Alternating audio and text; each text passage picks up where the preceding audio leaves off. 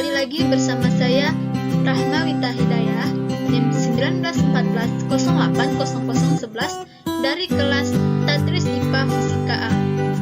Video ini merupakan tugas dari mata kuliah Biofisika dengan dosen pengampu Ibu Nur Hasnah MSI UIN Imam Bonjol Padang. Materi yang akan dibahas pada kali ini adalah mengenai biotermal.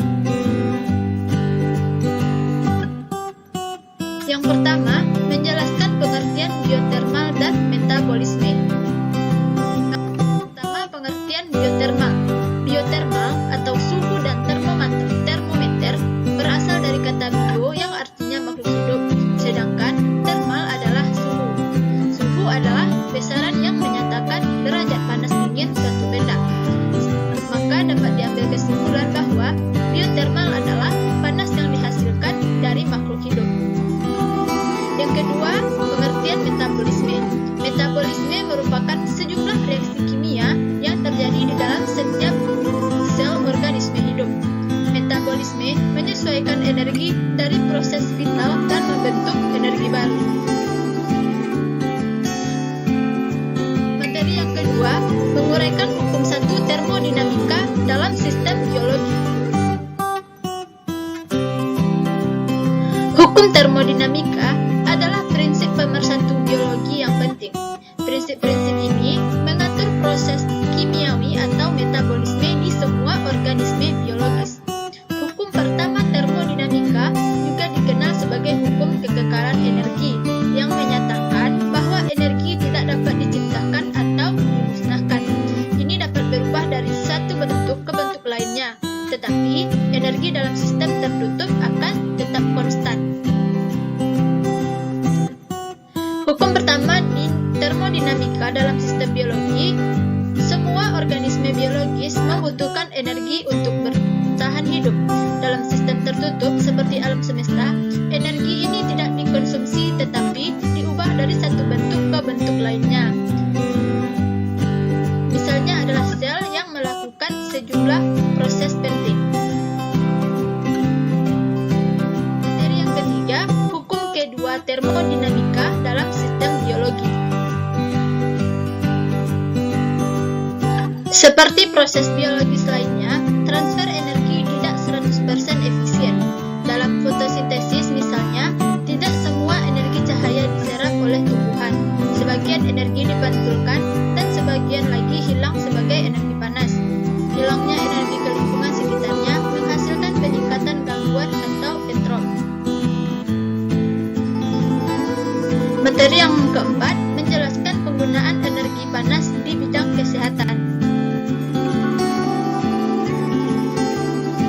Energi panas di bidang kesehatan digunakan untuk diagnostik atau menemukan penyakit lebih awal, terapi atau memberi pengobatan. Alat bantu untuk diagnostik dan terapi menggunakan energi dalam bentuk panas, radiasi, listrik, bunyi, dan lain-lain. Sifat energi yang digunakan untuk pengobatan sifat mematikan, sifat menghambat pertumbuhan, sifat mengubah sifat genetika, dan sifat yang memberikan panas. Penggunaan energi panas dalam pengobatan yaitu yang pertama, metode konduksi, yaitu pemindahan energi panas yang bergantung pada luas daerah kontak, perbedaan suhu, lama melakukan kontak, dan material konduksi panas, kantong air panas, handuk panas, dan mandi uap. Yang kedua, metode radiasi dipergunakan untuk pemanasan permukaan tubuh serupa dengan pemanasan sinar matahari atau nyala api.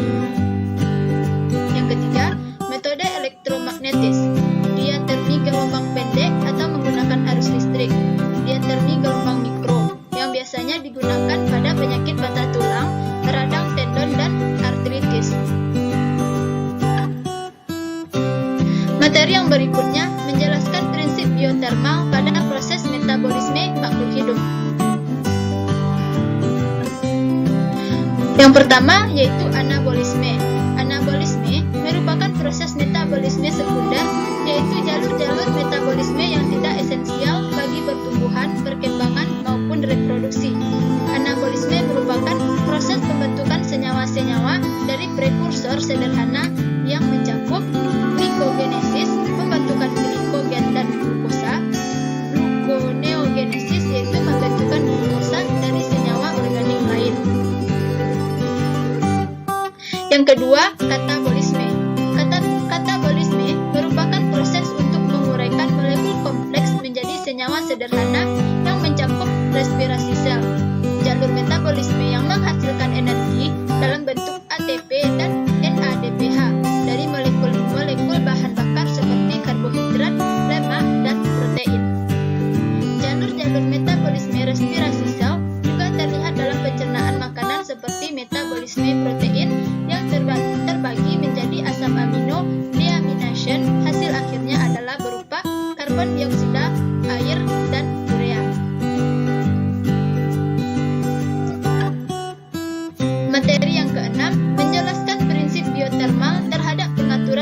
tubuh atau termoregulasi pada tubuh manusia. Di dalam tubuh, energi panas dihasilkan oleh jaringan aktif yang terutama berada di dalam otot, kemudian juga dalam alat keringat, lemak, tulang, jaringan ikat, serta saraf. Energi panas yang dihasilkan didistribusikan ke seluruh tubuh melalui sirkulasi darah. Namun, suhu bagian-bagian tubuh tidak merata. Terdapat perbedaan yang cukup besar, sekitar 4 derajat Celcius, antara suhu inti dan suhu permukaan tubuh. Sistem termoregulator tubuh harus dapat mencapai 2 gradien suhu yang sesuai, yaitu yang pertama antara suhu inti dengan suhu permukaan, dan yang kedua antara suhu permukaan dengan suhu lingkungan. Dari keduanya, gradien suhu inti dengan suhu permukaan adalah yang terpenting untuk kelangsungan fungsi tubuh yang optimal. Materi yang ketujuh menjelaskan termoregulasi tubuh pada hewan yang berhibernasi. Pengaturan temperatur atau regulasi termal adalah suatu pengaturan secara kompleks dari suatu proses fisiologis di mana terjadi kesetimbangan antara produk panas dan kehilangan panas sehingga suhu tubuh dapat dipertahankan secara konstan. Definisi umum hibernasi ini adalah kegiatan jangka panjang di mana suhu tubuh menurun secara signifikan, metabolisme melambat secara drastis, dan hewan memasuki kondisi serupa yang membutuhkan beberapa waktu untuk kembali pulih. Hibernasi memperlihatkan sejumlah perubahan fisiologis yang meliputi: yang pertama, suhu inti tubuh yang turun dari 1 sampai 2 derajat Celcius di bawah suhu lingkungan. Konsumsi oksigen menurun sebesar 5% dari laju rata-rata metabolisme basal termoregulasi. Yang ketiga, laju pernapasan menurun dan terkadang terhenti dalam beberapa waktu. Yang keempat, laju detak jantung turun sekitar 5-6 kali per menit, namun tetapi tekanan darah tetap memadai. Dan yang terakhir, tubuh sangat lamban atau torpor, atau bahkan hampir tidur. Materi yang ke-8 menguraikan aliran energi dalam sistem biologi di alam. Aliran energi merupakan rangkaian urutan pemindahan bentuk energi satu ke energi yang lain. Aliran energi bersifat searah atau tidak siklis. Energi adalah faktor utama yang mengendalikan ekosistem, sedangkan interaksi antara berbagai spesies dalam ekosistem itu hanya merupakan faktor ikutan. Energi dapat diartikan sebagai kemampuan melakukan kerja atau usaha. Energi diperoleh organisme dari makanan yang dikonsumsinya dan dipergunakan untuk aktivitas.